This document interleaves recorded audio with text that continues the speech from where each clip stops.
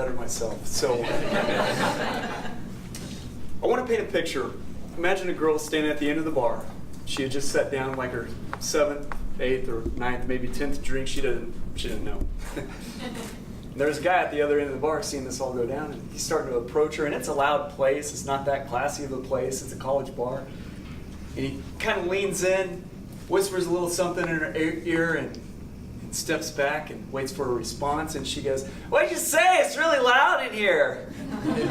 He said, "How much does a polar bear weigh?" And she says, "I don't know. How much does a polar bear weigh?" And he says, "Enough to break the ice." And that's the line that won my wife over. Just kidding. I did not win her over. I want to just take a step back and kind of evaluate the term icebreaker. And most people don't realize its popularity actually came from the big ships that have the big fronts on them that actually break the ice and push the ice away, leaving a trail for other ships to follow. So I like to study the ship and kind of see where it's going, see the direction, see the flow. And what better way to do that than to talk about myself and being the ship, so to speak, on as far as where this is going.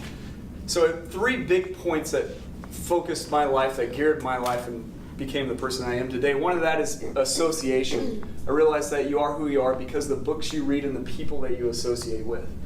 Now, to give you an idea as far as that programming that's gone in my head, I want to give you kind of an idea of what's going on in my head, and I don't want to scare you too. My psychiatrist says I'm a lot better now. So,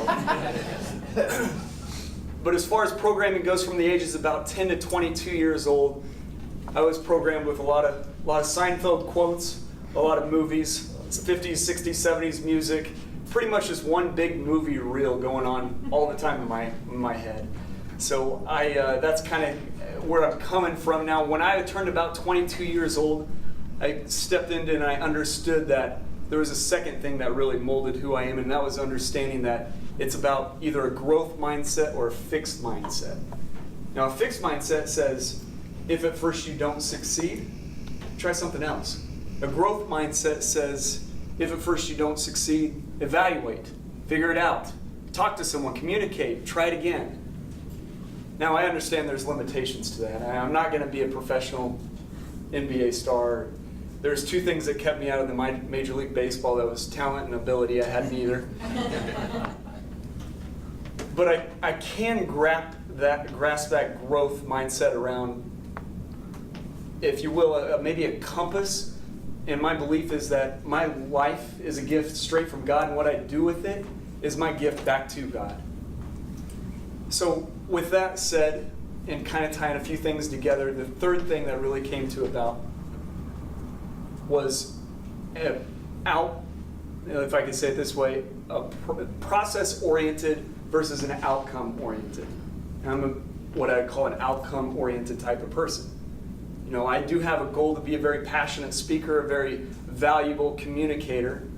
That's one thing. If I could just share a quick story too, I had a friend that actually recently won a trip with billionaires to go sailing.